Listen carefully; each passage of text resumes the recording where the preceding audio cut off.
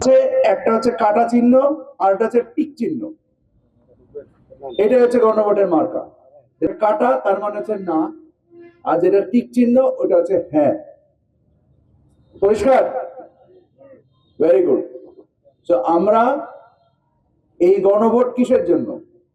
দেশকে ফ্যাসিবাদ থেকে মুক্ত করার জন্য। ফ্যাসিবাদ কি এটাকে আপনাকে জানাই দিতে হবে?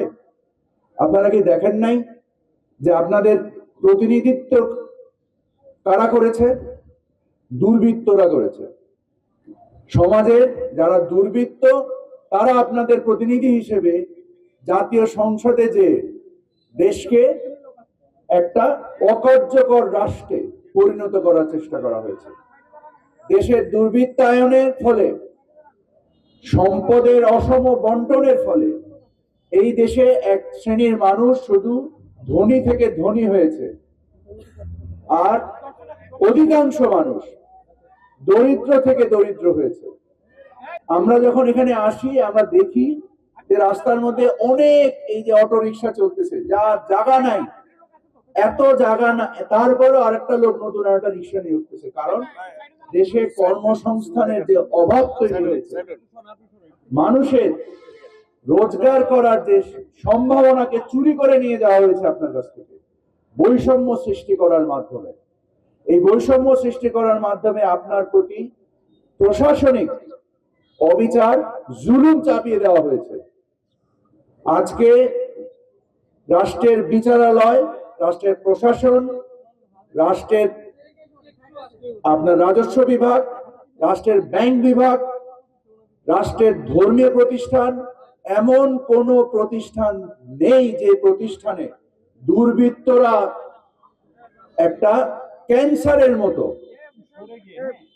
একটু সরে যান, সংবাদ মাধ্যম, সেখানে কিভাবে দুর্বৃত্তায়ন হয়েছে আমরা দেখেছি। কিভাবে সাংবাদিকরা পদলেহন করেছে, আমরা দেখেছি কিভাবে সত্যকে অসত্য এবং অসত্যকে সত্যে পরিণত করা হয়েছে। আমাদের এই গণভোট, রাষ্ট্রের মালিক আমরা যারা জনগণ, এই গণভোটের মাধ্যমে আপনাদের মালিকানা আপনাদের কাছ থেকে আপনাদের কাছে ফিরিয়ে দেওয়া হবে।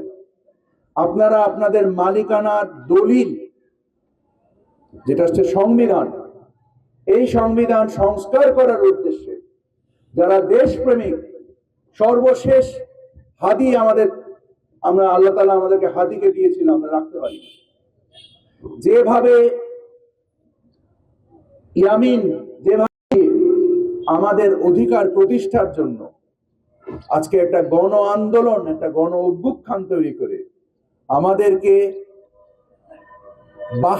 35টা রাজনৈতিক দল মিলে 72টি সভা করেছে, করে 84টা বিষয়ে সিদ্ধান্তে ঐক্যমত্য গ্রহণ করেছে। এই ঐক্যমত্যে আপনার রায় হ্যাঁ কি না, আপনি আপনার রাষ্ট্রে একটা বৈষম্যহীন রাষ্ট্র চান কিনা, আপনি চান কিনা যে আপনার দেশে ইনসাফ প্রতিষ্ঠা হোক, আপনি চান কিনা যে আপনার যে সমস্যাগুলো আছে এই সমস্যাগুলোর সমাধানের ভিত্তি হোক নাগরিক হিসেবে আপনার যে অধিকার। এই যে বিভাজন তৈরি করা হয়েছিল আমাদের মধ্যে, বিভিন্ন রকমের ধর্মীয় বিভাজন তৈরি করা হয়েছে আমাদের মধ্যে, বিভিন্ন রকমের